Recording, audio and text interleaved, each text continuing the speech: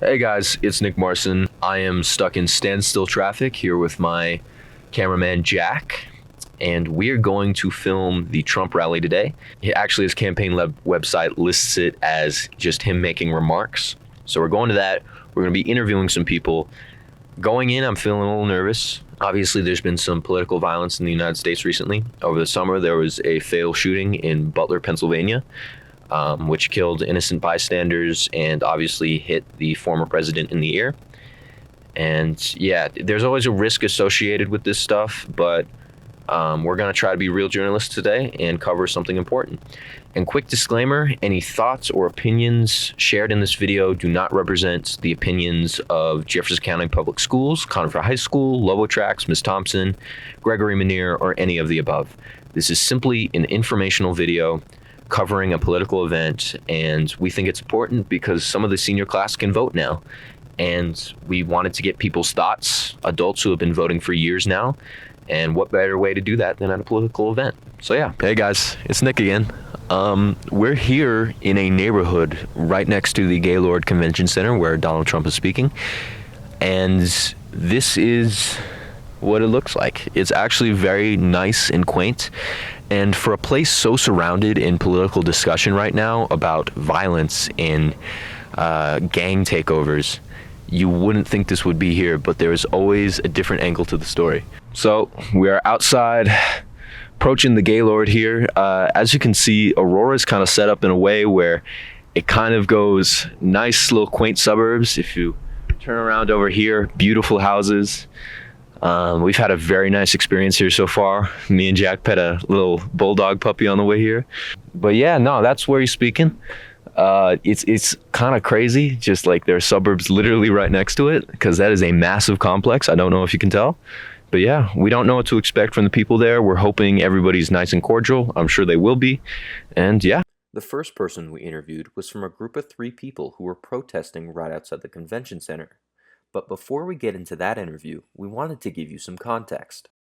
Rumors of an alleged gang takeover of an apartment complex in Aurora started on August 28th when a local TV broadcast reporter based in Denver posted a video on X supposedly showing a group of men, 4 of whom appeared to be carrying firearms, entering an apartment building.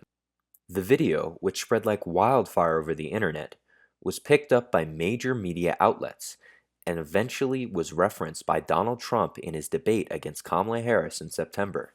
Due to what many consider harsh wording by the former president, a lot of people across the United States, and in particular Colorado, have come to see Aurora as an unsafe place overrun by gangs, which these people say is a misrepresentation of their hometown. The lies have been documented, but the lie that bothers me the most is the lie about our city, because I've lived here for 45 years, and immigrants probably built these houses. I know they built this hotel. I know they're working in this hotel, and we love our immigrants here. Now, because we're a high school media production, we wanted to stray away from a topic so shrouded in political partisanship and misinformation. So, instead, we opted to interview rally attendees and protesters about their opinions on more general information regarding the upcoming U.S. election. This was the first question we asked. We were wondering, what advice would you guys have for young voters?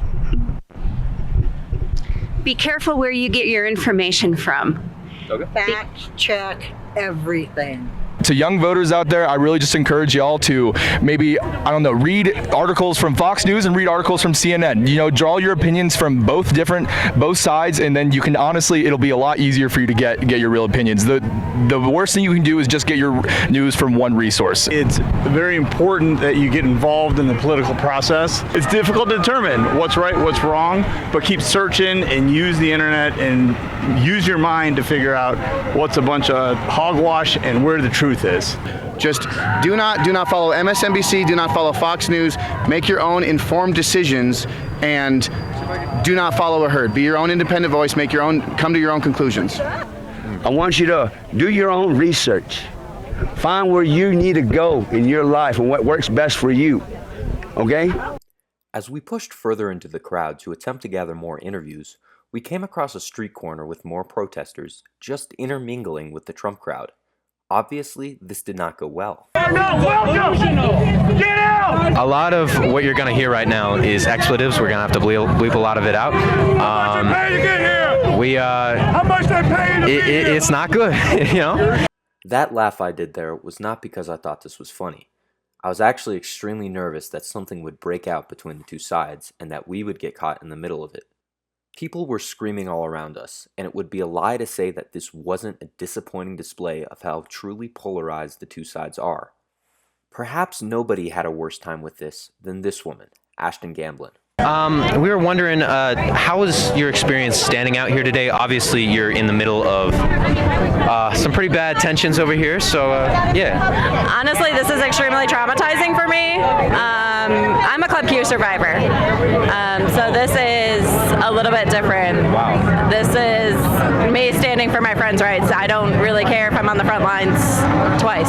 If you're unfamiliar with Club Q, it's an LGBTQ nightclub in Colorado Springs that was the site of a hate-fueled mass shooting in November of 2022.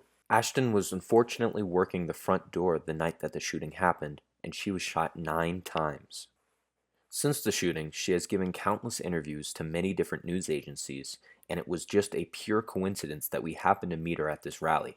What advice for young voters would you have? People who just turned 18, this is their first election. With this election, I honestly would say it's wise to be smart here.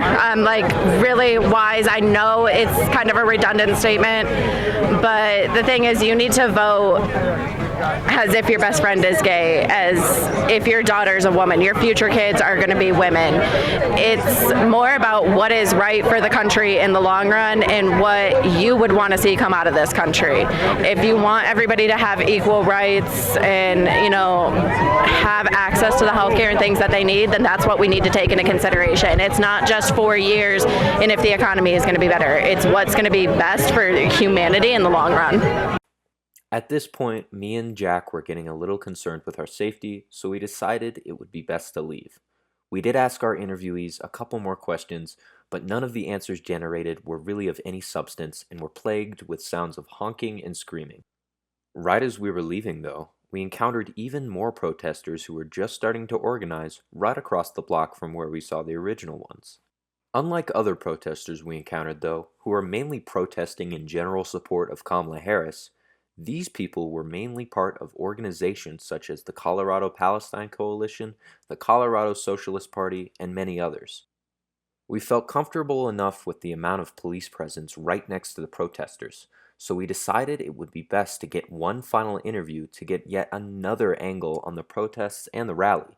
When we picked a random person out of the crowd to interview, we were surprised to find that we actually picked a man who has 42,000 followers on TikTok and goes by the name Punks. We're wondering, what's your experience out here? Obviously, this is a very tense climate down here, but... Yep. Yeah. So I have a lot of experience protesting. When I was a little kid, I protested in California for Rodney King. Did Ferguson, Missouri, and 10 days for George Floyd here in Denver. And this is actually more mellow, I would say, in comparison, keeping us divided this way. Apparently, the situation must have escalated after we left because he went on to post this on social media. That was the most intense protest I've ever been to. They were very mad we were there. So it looks like it was a good call to leave when we did. Unfortunately, our interview with this man got cut short due to audio issues, but on the advice question that we asked him, he pretty much said what the overwhelming majority of people that we interviewed said. Check your own sources and do your own research.